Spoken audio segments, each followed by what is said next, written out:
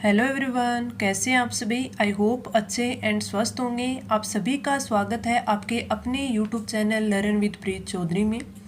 हमने R S pre है वो अच्छे से एग्ज़ाम दिया है। अब हमें फोकस करना है हमारे आर एस मेंस पर। आर एस मेंस की अगर मैं बात करूं तो अभी आप क्या है कि आप ये देख रहे हैं कि कट ऑफ क्या रह सकती है। पर्सन है वो विवादित है, तो कौन कौन से पर्सन है वो डिलीट होंगे, किसका है वो आंसर चेंज होगा, क्या रहेगा, और हम जो ये कट ऑफ है वो कितनी रहेगी। तो इन चीज़ों पर अब हमें ध्यान नहीं देना है। हमने एग्ज़ाम दे दिया है, हमने आंसर की भी मिला ली है। अब आपको पता चल गया है कि आपके नंबर है वो कितने के आसपास बन रही हैं। तो अब ये देखिए, जैसा आरपीएससी का ट्रेंड अभी देख रहे हैं हम, उसके हिसाब से आरपीएससी है आपका जल्द ही रिजल्ट है वो निकाल देगी। जल्द ही निकाल देगी मीन्स कि ये आपका है वो 20 से 25 दिनों में रिजल्ट निकाल देगी, यानी 20 से 25 अक्टूबर के बीच में आपका है आरपीएससी रिजल्ट आ जाएगा। तो आपको पता चल जाएगा कि कितने आपके मार्क्स आए हैं और कितनी आपकी कट ऑफ रही है।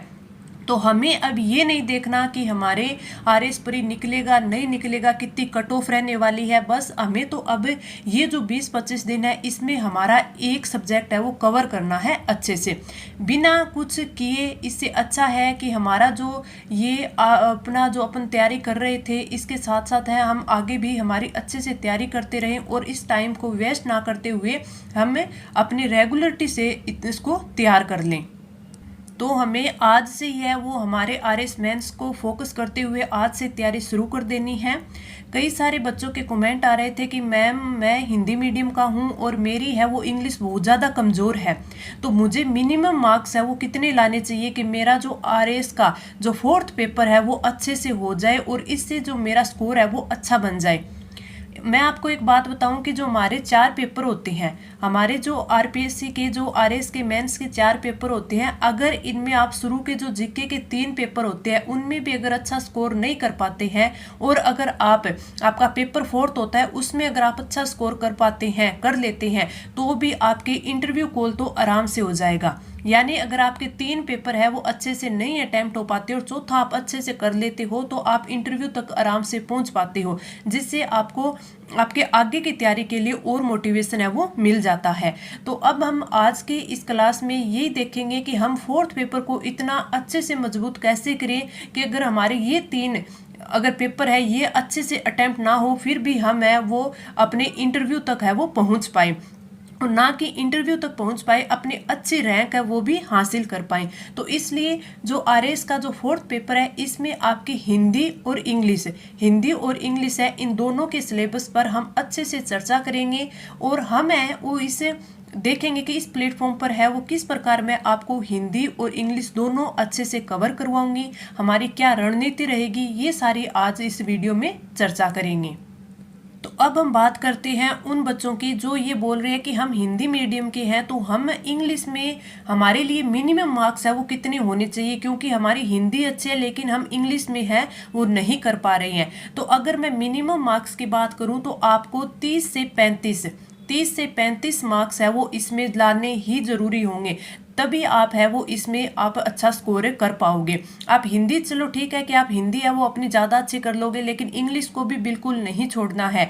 बिल्कुल क्यों नहीं छोड़ना है, क्योंकि हमें मान के चलना है कि 35 प्लस नंबर है वो इंग्लिश में हमें लेके ही आने हैं। और मैं आपको इंग्लिश है वो इतनी अच्छे से इस पे करवा दूंगी, आपको इतना अच्छा मैटर है वो प्रोवाइड करवाऊंगी कि आप सभी के है वो 60 प्लस नंबर है वो इंग्लिश में आएंगे। हिंदी की बात करें तो अगर हमारे 4th पेपर की बात करते हैं तो इसमें हिंदी आती है हमारी 120 नंबर की और इंग्लिश आती है हमारी 80 नंबर की। तो इन दोनों में मैं आपको अच्छे से मैं आपको बताऊंगी क्या सिलेबस है, क्या हमारी रणनीति होनी चाहिए। तो सबसे पहले हम बात करेंगे हिंदी की, फिर बाद में मैं आपको ये भी दिखाऊंगी कि पीछे के एग्जाम में क्वेश्चंस है वो किस प्रकार पुटअप किए जाते हैं, किस प्रकार आपके क्वेश्चंस है वो आए हैं, तो हमें किस प्रकार है इसको याद करना है, किस प्रकार कवर करना है। सबसे पहले हम बात करते हैं हिंदी की। हिंदी की बात करें तो हमारा जो 4th पेपर होता है उसकी जो यूनिट फर्स्ट होती है उसमें हिंदी आती है, वो आती है आपकी 120 नंबर की। 120 नंबर में बात करें तो हिंदी में 3 पार्ट होते हैं। आपका पहला पार्ट होता है 50 नंबर का, जिसमें आपके क्या आता है, व्याकरण आता है, जिसमें आपके क्या आता है, व्याकरण। दूसरे की हम बात करें तो आपका जो पार्ट 2 होता है वो भी आपके कितने नंबर का होता है, 50 नंबर का होता है। इसमें आपकी है वो 5 चीजें हैं। 5 कौन कौन सी, संक्षिप्तीकरण, पलवन, पत्र लेखन, प्रारूप लेखन और आपका अनुवाद। ये जो अनुवाद है ये आपका इंग्लिश का ही पार्ट है, ये दोनों में आता है, आपके इंग्लिश में भी आता है और आपके हिंदी में भी आता है। हिंदी में आएगा तो इसमें भी वही है, अनुवाद आपका हिंदी में इंग्लिश में अनुवाद करना होगा या इंग्लिश दे देगा उसका हिंदी में अनुवाद करना होगा, वही आपका किस में आएगा, इंग्लिश में आएगा। एक ये हो गया। एक इसमें जो प्रशासनिक शब्दावली आती है वो भी इसमें 4 से 5 क्वेश्चन आते हैं, उस पर भी मैं आगे आपको बताऊंगी। हमारा अगर हिंदी की बात करें भाग 6 यानी आपका तीसरा पार्ट आता है आपका 20 नंबर का, जिसमें क्या आता है, किसी सामयिक एवं अन्य विषय पर निबंध लेखन। तो ये निबंध लेखन है, ये आपको 250 वर्ड में लिखना होता है और ये कितने, 20 नंबर का होता है। और मैं आपको निबंध का इतना मैटर है वो आपको प्रोवाइड करवा दूंगी कि आपको अलग से कहीं से भी पढ़ने की जरूरत नहीं होगी। ये सारे के सारे हैं, इसका हिंदी और इंग्लिश दोनों का जो भी मैटर होगा वो आपको अलग से पढ़ने की कोई ज़रूरत नहीं होगी। मैं वो सारा का सारा आपको टेलीग्राम चैनल पर प्रोवाइड करवाऊंगी और अच्छे से याद भी करवाऊंगी। अब हम देखते हैं कि अब देखिए ज़्यादातर बच्चे करते क्या है कि हम व्याकरण पे ज़्यादा ध्यान देते हैं, कि हम सोचते हैं कि हमारा व्याकरण अच्छा हो जाएगा तो आगे वाला पार्ट हमें ऐसे ही हमारा कवर हो जाएगा। ये गलती हमें नहीं करनी है। क्यों नहीं करनी है, क्योंकि आप देखिए व्याकरण है हमारा 50 नंबर का, भाग अपने ब की बात करें यानी सेकंड पार्ट की बात करें तो वो भी 50 नंबर का है और निबंध हमारा है 20 नंबर का। हमें निबंध में अच्छे से अच्छे मार्क्स लाने हैं। वो किस प्रकार हम लाएंगे, वो हम ये देखेंगे कि हम निबंध लिखना सीखेंगे किस प्रकार। जैसे हमें सबसे पहले कि हमें जिस सब्जेक्ट पर निबंध लिखना है यानी जो हमें विषय दिया हुआ होगा उसके बारे में हम देखेंगे सबसे पहले कि जो विषय का जो सही अर्थ है वो कैसे समझे। उसके बाद है वो निबंध लिखने की जो रूपरेखा है वो किस प्रकार तैयार करे। उसके बाद जो उसकी जो मेन बॉडी होती है यानी जो विषय वस्तु होती है उसको किस प्रकार लिखे। और फिर जो लास्ट में होता है वो निबंध का पुनरीक्षण होता है, वो किस प्रकार हमें करना होता है। ये सारी चीज़ें मैं आपको अच्छे से सिखाऊंगी, साथ में आपको पूरा अच्छा मैटर है वो प्रोवाइड करवाऊंगी। ठीक है। अब हम बात करें, हमारे सबसे पहले बात करते हैं जब हमारा व्याकरण का जो पार्ट फर्स्ट है, जो आपका जैसे संधि हो गए, उपसर्ग हो गए, प्रत्यय, पर्यायवाची, विलोम शब्द, आपके अनेकार्थ शब्द, वाक्यांश के लिए एक शब्द, शब्द शुद्धि, ये सारे हमें अच्छे से याद करने होंगे, रटने होंगे। ठीक है, जिससे हमें 50 नंबर में हम अच्छा स्कोर कर पाएंगे। और जब आपके ये याद हो जाएंगे तो फिर आपको लिखने में दिक्कत नहीं होगी, क्योंकि इसमें आप है वो अच्छे से शब्द शुद्धि के साथ लिखोगे। और इसका जो पार्ट आपका बी और सी है, इस दोनों का मैटर मैं आपको प्रोवाइड करवा दूंगी। ये भी याद हो जाएगा तो आपके मैटर मैं प्रोवाइड करवा दूंगी, आपको बस लिखना होगा। इसलिए हमें तीनों को अच्छे से कवर करना है, ये नहीं कि हम व्याकरण पे ज़्यादा ध्यान दें। अब मैं आपसे बात करूंगी, जैसे आपका संधि है, उपसर्ग है, प्रत्यय है। संधि होता है तो संधि में आपको पता है कि आपको किस प्रकार के क्वेश्चंस है वो पूछे जाते हैं। संधि की बात करें तो संधि में आपके क्वेश्चन किस प्रकार पुटअप किए जाते हैं। सीधा ही आता है कि आपके जो रविंद्र दे दिया जाता है आपको, जैसे मैं एग्जाम्पल के तौर पर बताती हूँ, आपको रविंद्र दे दिया गया, इसमें पूछ लेंगे कि इसका आप संधि विच्छेद कीजिए। तो इसमें हमें करना क्या है, रवि प्लस इंद्र करना है। ठीक है, या फिर आपको संधि विच्छेद दे दिया होगा और आपको संधि करनी होगी, जैसे आपको दे दिया अभि प्लस इष्ट, अभि प्लस इष्ट दे दिया, इसे हमें क्या लिखना है, अभिष्ट लिखना है। तो ऐसे है वो आपके क्वेश्चन आएंगे। ये कोई नहीं पूछेगा कि सवर संधि का कौन सा भाग है, दीर्घ संधि है, गुण संधि है, ये कोई नहीं पूछेगा। आपको सिर्फ है वो एग्जाम्पल देंगे, उनका संधि विच्छेद दिया हुआ होगा, आपको संधि करनी है, या फिर आपको संधि दी हुई होगी और आपको आपका उसका संधि विच्छेद करना है। सीधा ही आपका जो क्वेश्चन है वो आ जाएगा कि आपका चरमुजा नाम से संधि आ गई, अब इसका है वो संधि विच्छेद करना है, तो चमू प्लस ऊर्जा होगा। तो ये हमें सीधा वहां पे लिखना है और आपके एक क्वेश्चन है वो 2 नंबर का आ जाएगा इस प्रकार। ठीक है। तो अब इसमें मैं आपको क्वेश्चन भी बता दूंगी। तो ये हमें सिर्फ एग्जाम्पल याद करने हैं। तो इसी प्रकार पीछे के क्वेश्चन भी आए हुए हैं। अगर हम संधि अच्छे से कवर कर लेते हैं तो आपके उपसर्ग और प्रत्यय की बात करें तो उपसर्ग के आपका कितने, आपका 60 से 70% भाग है वो ऐसे ही आपका तैयार हो जाएगा उपसर्ग में। वहीं अगर हम प्रत्यय की बात करें तो आपका 25 से 30% भाग है वो संधि से ही प्रत्यय का कवर हो जाएगा। अब मैं अगर आपको इसके क्वेश्चन दिखाऊं कि किस किस प्रकार आपके संधि आपका हो गया, उपसर्ग हो गया, प्रत्यय हो गया, इसके किस प्रकार क्वेश्चन है वो आते हैं। ये देखिए इसमें क्या दिया हुआ है, ये आपका 2021 का पेपर है जिसमें आपके निम्नलिखित शब्दों की संधि कीजिए। संधि करनी है आपको, देवी प्लस अवतरण दे दिया, इसमें आपको संधि करके देनी है। इस प्रकार आपके ये 4 है, इसमें आ गए 4 क्वेश्चन दिए गए, प्रत्येक प्रश्न 2 अंक का दिया है। ठीक है। अगला दूसरा क्वेश्चन इसी से पूछ लिया, इसमें हमें संधि विच्छेद करना है। संधि दे दी, प्रमाण, कोणार्क, आपको विक्रमामद, ये सब दे दिए। तो इसका हमें क्या करना है, इसमें संधि विच्छेद करनी है। तो इसमें आपको कहीं नहीं दिया गया, ना आपसे पूछेंगे कि गुण संधि है, स्वर संधि का कौन सा भाग है, दीर्घ संधि है, यण संधि है, व्यंजन संधि है, कुछ नहीं पूछेगा। हमें सिर्फ ये शब्द याद करने हैं, हमें सिर्फ एग्जाम्पल याद करनी है। और इसकी जो आपकी हिंदी की नवीन व्याकरण आती है 9 से 12वीं तक की, ये सारी की सारी मैं आपको है वो अच्छे से इसके जितने भी इसमें एग्जाम्पल है सारे प्रोवाइड करवाऊंगी। उसके बाद है जो हम सभी हिंदी के जो बुक्स पढ़ते हैं राघव प्रकाश, वो भी अच्छे से मैं आपको याद करवा दूंगी। जो भी इंपॉर्टेंट होगी वो सारे के सारे मैं आपको टेलीग्राम पर भी प्रोवाइड करवाऊंगी। तो आप हमारे टेलीग्राम को भी ज्वाइन कर लेना और ये क्लासें आपकी कल से ही स्टार्ट कर दी जाएगी। अब हम बात करते हैं अगले क्वेश्चन की। हमारे उपसर्ग और प्रत्यय में है किस प्रकार क्वेश्चन है वो पूछे जाते हैं। उपसर्ग की बात करें तो ये देखिए, इसमें अगर हम बात करें तो सबसे पहले मैं क्या दे दिया कि उपसर्गों के योग से 2-2 शब्द बनाने हैं। यानी औ उपसर्ग दे दिया, अधि उपसर्ग दे दिया, इसके हमें 2-2 शब्द बनाने हैं। अगला क्वेश्चन पूछा कि उपसर्ग पृथक कीजिए, यानी 4 हमें ये जो क्वेश्चन दिए इसमें हमें बताना है कि इसमें अभि उपसर्ग है, ए उपसर्ग है, परि उपसर्ग है, प्रति उपसर्ग है, पर उपसर्ग है, ए उपसर्ग है। इस प्रकार के क्वेश्चन आते हैं जिसमें हमें या तो वो उपसर्ग दे देगा जिससे 2-2 शब्द बनाने होंगे, या फिर वो उपसर्ग दे देगा और उसको हमें पृथक पृथक लिखना होगा। इसी प्रकार है वो आपके प्रत्यय से क्वेश्चन बनते हैं। ये प्रत्यय का क्वेश्चन देखिए जिसमें पूछा है कि प्रत्ययों का संयोग करते हुए 2-2 शब्द बनाइए। इल और हार है वो आपको प्रत्यय दिया गया है, इससे हमें 2-2 शब्द बनाने हैं। वही मूल शब्द और प्रत्यय है वो अलग करना है, जैसे श्रद्धालु, कनौती, इसमें हमें मूल शब्द और प्रत्यय है वो अलग करके बताना है।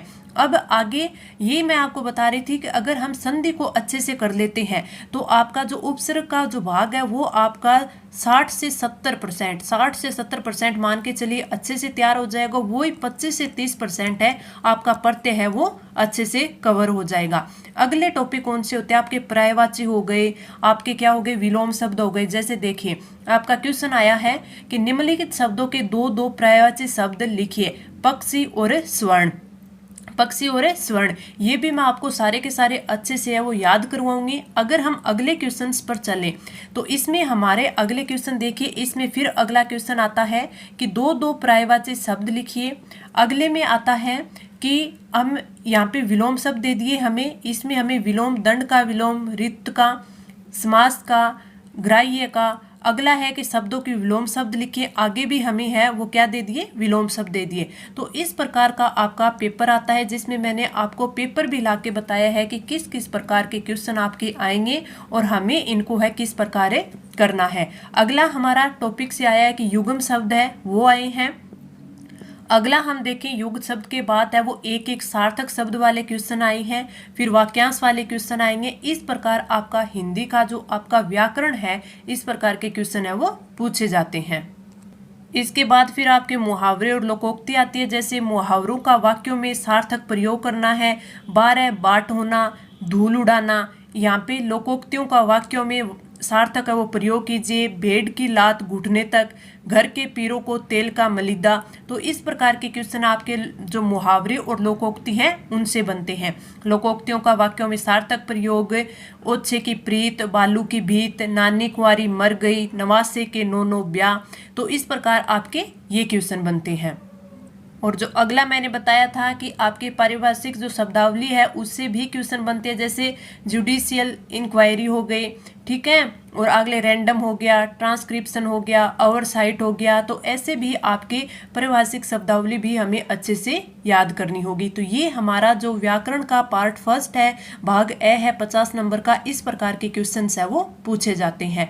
ये मैं आपको सारा सिलेबस अच्छे से इसलिए बता रही हूँ ताकि आप पहले अच्छे से सिलेबस को जानें, फिर ये देखें कि उनसे किस किस प्रकार है वो क्वेश्चंस है वो पुटअप हुए हैं, और फिर हमें है वो किस प्रकार इनको याद करना है। अब हम आगे चलते हैं अगले पार्ट यानी हमारा जो भाग ब है उसमें। जो हमारा पार्ट बी होता है उस वे भी कितना होता है, 50 नंबर का होता है। इसमें हमारे एक तो आता है संक्षिप्तीकरण।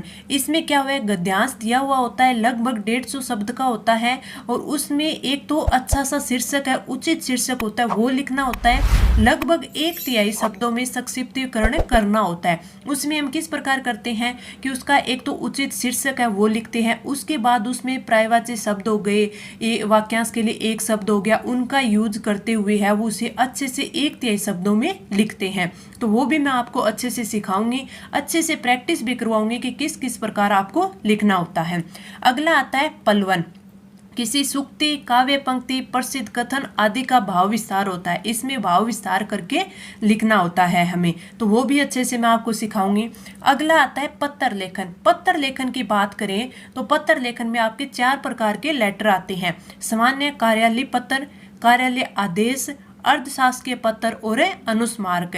इन सभी पत्रों के एक तो मैं आपको ड्राफ्ट सिखाऊंगी कि किस किस प्रकार है वो उस ड्राफ्ट को लिखना होता है, उसका ड्राफ्ट बनाना होता है, उसमें मैटर है वो आप अपनी तरफ से किस प्रकार ऐड कर सकते हैं, और काफ़ी सारे ये लेटर भी मैं आपको प्रोवाइड करवा दूंगी। अगला आपका प्रारूप लेखन आता है। प्रारूप लेखन होता है, इसमें क्या चीज होती है कि इसमें कोई अधिसूचना हो गई, निविदा हो गई, परिपत्र हो गया, विज्ञप्ति हो गई। विज्ञप्ति क्या होती है, जो आपके आरपीएससी जारी करती है, किस प्रकार जारी करती है, वो क्या होती है, ये सारी चीज़ है हम इसमें सीखेंगे। ये भी मैं आपको क्वेश्चन है वो इसमें दिखा दूंगी कि पिछले जो पेपर हुआ था उसमें किस प्रकार के क्वेश्चन आपके आए थे। और अगला आपका आता है ट्रांसलेशन यानी अनुवाद। अनुवाद में जो अंग्रेजी शब्द जो आपको दिया हुआ होगा, दिए हुए अंग्रेजी अनुच्छेद का हिंदी में अनुवाद करना होता है, और आपका जो इंग्लिश का पार्ट होगा उसमें आपका हिंदी में दिया हुआ होगा और उसका आपको अंग्रेजी में अनुवाद करना होगा। तो ये आपके जो 5 हैं, 1, 2, 3, 4 और 5, ये 5 जो है वो 10-10 नंबर के होंगे, और हमें 50 नंबर है इसमें, ये 50 नंबर का होगा, 10-10 नंबर के होंगे। तो इसमें मैं आपको दिखा देती हूँ कि किस किस प्रकार के क्वेश्चन है इसमें पूछे जाते हैं, और पिछला है वो किस प्रकार पूछा गया है। ये देखिए जो भाग आपका ब है, पार्ट बी है, उसमें आपका जो निम्नलिखित अवतरण का उपयुक्त शीर्षक देते हुए लगभग 1/3 शब्दों में संक्षेपण कीजिए। संक्षिप्तीकरण ये आपका दिया हुआ है, इसमें हमें एक उचित है वो शीर्षक बताना है, फिर इसमें हमें कहीं पर पर्यायवाची शब्द का यूज करना होगा, कहीं शब्द युग्म का यूज करना होगा, कहीं पर हमें है वो वाक्यांश के लिए एक शब्द का यूज करना होगा, फिर उसके इस पार्ट जो दिया हुआ है इसका 1/3 शब्दों में हमें अच्छे से लिखना होता है। तो ये भी मैं आपको अच्छे से कवर करवाऊंगी। अगले क्वेश्चन पर देखें कि आगे इसमें किस प्रकार क्वेश्चन बनते हैं। तो ये देखिए इसमें जो अगला क्वेश्चन है वो इसमें क्या दिया हुआ है। अगला क्वेश्चन दिया है कि निम्नलिखित पंक्ति का भाव विस्तार कीजिए, यानी जो पलवन है वो बताया है। इसमें क्या दिया हुआ है, हिंसा बुरी चीजें बर्दाश्त है उससे भी बुरी है। अब हम अगले क्वेश्चन की बात करें कि अगला क्या क्वेश्चन है। अगला हमारा पत्र लेखन पर यानी लेटर दिया हुआ है। जिला कलेक्टर जैसलमेर की ओर से प्रमुख शासन सचिव ऊर्जा विभाग राजस्थान सरकार को एक पत्र लिखे जिसमें जैसलमेर जिले में स्थापित सोलर संयंत्र विषयक विवरण हो। तो किस प्रकार के लेखन आपका जो पत्र लेखन है वो किस प्रकार से लिखना है, किस प्रकार से उसका ड्राफ्ट तैयार करेंगे, सारे के सारे हम अच्छे से सीखेंगे। अगले क्वेश्चन पर चलें। अगले क्वेश्चन में निविदा दी गई है। नगर विकास न्यास भरतपुर के अधिशासी अभियंता की ओर से सेवर के पास नाले पर पुलिया बनवाने के लिए निविदा सूचना का प्रारूप प्रस्तुत कीजिए, यानी हमें ये निविदा है वो बनानी है। तो ये हमारे निविदा से क्वेश्चन जो प्रारूप लेखन है उससे क्वेश्चन आ गया। अगले की अगर हम बात करें, अगले क्वेश्चन की बात करें तो अगला है, इसमें हमें क्या पूछा है, इसमें हमें अनुवाद दे दिया, इसमें इंग्लिश का अनुवाद दे दिया और हमें इसे हिंदी में है वो ट्रांसलेट करना है। तो इस प्रकार ये अनुवाद वाला क्वेश्चन है, हमसे पूछा जाता है। अगले की अगर हम बात करें, अगला हमारा क्या आता है, अगला आता है हमारा निबंध। निबंध किस प्रकार लिखें, किस प्रकार हमें लिखना होगा, क्या क्या उसमें इंक्लूड करना होगा, इन सब पर अच्छे से चर्चा करते हैं। सबसे पहले तो हम बात कर लेते हैं कि जो हमारा 2021 का था उसमें कौन कौन से निबंध आए थे। राजस्थान का सांस्कृतिक गौरव, सोशल मीडिया बनाम निजता, प्राथमिक शिक्षा में मातृभाषा का प्रयोग, दशा और दिशा, 250 शब्दों में निबंध लिखना था। निबंध की सबसे पहले मैं आपको बात बता देती हूँ कि हम सबसे पहले है वो कोई भी विषय जैसे हमें दिया हो गया हो, जिसमें 3 विषय हमें ये दिए गए हैं, इनमें से एक विषय पर हमें निबंध लिखना होता है। सबसे पहले हम उस विषय का सही अर्थ समझते हैं, फिर उसकी रूपरेखा तैयार करते हैं, यानी कि उसमें है हमें प्रस्तावना, जैसे सबसे पहले लिखते हैं ना, उसे प्रस्तावना बोलते हैं। प्रस्तावना नाम से नहीं लिखना, लेकिन उसे बोलते हैं, तो वो कैसे लिखी जाती है। उसके बाद उसका जो मेन बॉडी होती है, यानी मुख्य जो विषय वस्तु होती है, वो किस प्रकार लिखें, उसमें जो हमें जो निष्कर्ष होता है वो किस प्रकार लिखना होता है, लास्ट में जो उसका पुनरीक्षण करते हैं वो हमें किस प्रकार लिखना चाहिए, किस प्रकार करना चाहिए, ये सारी चीज़ें हम एक निबंध में लिखते हैं। एक चीज़ आप याद रखना कि जब हमारे जो निबंध का हमें विषय दिया जाता है तो उसमें कुछ एक वर्ड दिए जाते हैं, उसी से हम सही अर्थ उसका समझेंगे। किस प्रकार, उसमें कई बार केवल शब्द दे दिया जाता है, उसमें साथ दे दिया जाता है, या फिर उसमें कोई ऐसे ही जैसे कोई स्वाभाविक सी बात बोल दी जाती है। जैसे केवल का मैं एग्जांपल दूं आपको, तो जैसे कोई आ गया कि केवल राजनीतिक अधिकार महिलाओं की स्थिति में सुरक्षा नहीं ला सकते, तो अगर हम इसको ठीक से ना समझे तो ये समझ लेते हैं कि राजनीतिक अधिकार महिलाओं की स्थिति में सुधार कैसे ला सकते हैं, तो हमें उस वर्ड केवल पर ध्यान देना है। इसका ये मतलब नहीं है, इसने ये बोला है केवल राजनीतिक अधिकार, ये बोला है। साथ का देख लें कि अगर हम कोई भी अर्थव्यवस्था पर बना लें, या फिर जैसे सकल घरेलू उत्पाद के साथ साथ सकल घरेलू खुशहाली भी देश के लिए संपन्नता लाती है, उसका मूल्यांकन करती है। या फिर कोई स्वाभाविक सी बात हो, जैसे एक स्वाभाविक सी बात बोल दे कि अच्छी बाड़े अच्छे पड़ोसी बनाते, ये हमारा विषय दे दिया उन्होंने, पड़ोसी बनाती है। अगर ये विषय दिया है, इस पे हमें लिखनी है, तो इसको ये एक देखें तो ये एक अर्ध अमूर्त प्रकृति का सब्जेक्ट है, ठीक है। इसमें ये नहीं है कि किसी एक निश्चित अर्थ से इसका संबंध है। अब अच्छी जो बाड़ी है वो अच्छे पड़ोसी बनाती है, तो इसका क्या मतलब होगा, ये वही जो स्टूडेंट होगा वो समझ पाएगा, वही इस पे है वो बाजी मारेगा जो ज़्यादा से ज़्यादा प्रासंगिक होगा, उसकी सोच अच्छे से आयामों को पकड़ सकेगा। आप एग्जाम्पल देख लो कि अच्छे बाड़ों में बनने वाले अच्छे पड़ोसी हो गए, तो हम 2 निकटवर्ती देश सोच सकते हैं कि 2 जो निकटवर्ती देश होते हैं उनके जो आपसी संबंध होते हैं। साथ ही अगर हम इन शब्दों को पकड़े तो एक पति पत्नी होता है, उनके बारे में सोच सकते हैं भी, पति पत्नी है वो एक दूसरे को अच्छे से स्पेस देते हैं, ठीक है, उनका एक दूसरे का तनाव या दबाव है वो महसूस नहीं करते हों। या फिर कुछ और गहराई में जाएं तो अपन मान सकते हैं कि कोई मनुष्य है और प्रकृति है, इनके बीच की अगर हम बात कर ले कि वो भी एक अच्छे पड़ोसी बन सकते हैं, ठीक है। या फिर मान ले अपने मन की अपेक्षाएं हो गई, ठीक है, और अपने मन में आपका जो मन हो गया, बुद्धि हो गई, इन दोनों के बारे में हम जान सकें, ठीक है, तो ये भी एक हो सकता है। तो इस प्रकार है वो हमें मतलब जो जितना प्रासंगिक होगा, वो जो जितना अधिक सोचेगा, अच्छे से उसको उस अर्थ को समझेगा, तो उसी को अच्छे से ये कर पाएगा और अच्छे नंबर उसी को मिल पाएंगे। तो ये सारी चीज़ें हैं, मैं आपको सिखाऊंगी कि किस प्रकार हम उसका अर्थ समझें, उसके बाद उसकी जो रूपरेखा है वो किस प्रकार बनाएंगे। जो उसकी रूपरेखा होती है, उस रूपरेखा में सबसे पहले हम प्रस्तावना देखते हैं कि जो कोई भी प्रस्तावना होती है उसमें कोई भी वैज्ञानिक हो गए, कोई दार्शनिक हो गए, उनके जीवन के एग्जाम्पल दे देते हैं या फिर उनसे रिलेटेड कुछ बता देते हैं। फिर उसके बाद में जो हमें सब्जेक्ट जो विषय दिया होता है उसका थोड़ा स्पष्टीकरण दे देते हैं, उसके पक्ष में तर्क दे देते हैं, या फिर जो हमें जो विषय दिया हुआ होता है उसकी सीमा होती है उनको उजागर करते हैं। लास्ट में फिर हम निष्कर्ष भी लिखते हैं। तो इससे जो हमारा जो एग्जामिनर होता है कॉपी चेक करता है उस पर बहुत अच्छा इफेक्ट पड़ता है और बहुत अच्छे नंबर है हमें ले पाते हैं।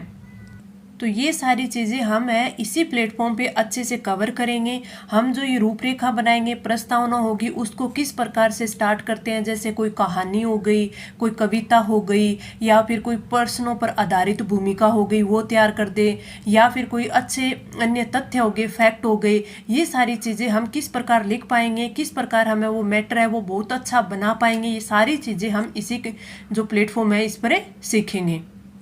जो लास्ट में निष्कर्ष लिखते हैं उसको अधिक प्रभावी किस प्रकार बनाया जाए, यानी उसके समाधान कोई भी चीज़ होगी, जैसे हम मान के चलिए अपन ग्लोबल वार्मिंग के बारे में लिख रहे हैं, ठीक है, तो उसके क्या क्या समाधान हो सकते हैं, उसकी संभावना पर आधारित हमें जो भी निष्कर्ष लिखें, क्या क्या चेतावनी हो सकती है, क्या क्या संभावित खतरे हो सकते हैं, और इनको एक अच्छे से वो जो आपके क्यूटो होते हैं उसके हिसाब से भी लिख सकते हैं, उनमें अच्छी अच्छी चीज़ें हैं वो किस प्रकार डालें, ये सारी की सारी चीज़ें हम इसमें सीखेंगे। उसी से हमारा जो ये 120 नंबर है ये हम अच्छे से कवर कर पाएंगे। तो इस प्रकार हमने हिंदी के पूरे अच्छे से सिलेबस को देखा, क्या क्या आएगा, क्या क्या सिलेबस में दिया हुआ है, किस किस प्रकार से क्वेश्चन आएंगे और किस प्रकार हम तैयारी है अपनी स्टार्ट करेंगे, और मैं आपको कौन कौन सा मैटर है वो प्रोवाइड करवाऊंगी। अब हम आगे बढ़ते हैं इंग्लिश के सिलेबस पर। इंग्लिश के सिलेबस की बात करें तो वही इसमें 3 पार्ट है। हमारी इंग्लिश है वो 80 नंबर की आती है, इंग्लिश है वो 80 नंबर की आती है। अगर किसी भी बच्चे को जो हिंदी मीडियम का है वो ये बोलता है कि मुझे इंग्लिश तो बिल्कुल ही नहीं आती, वो भी गारंटी के साथ है अपने 35 प्लस क्वेश्चन 35 प्लस नंबर है इसमें लेके आएगा।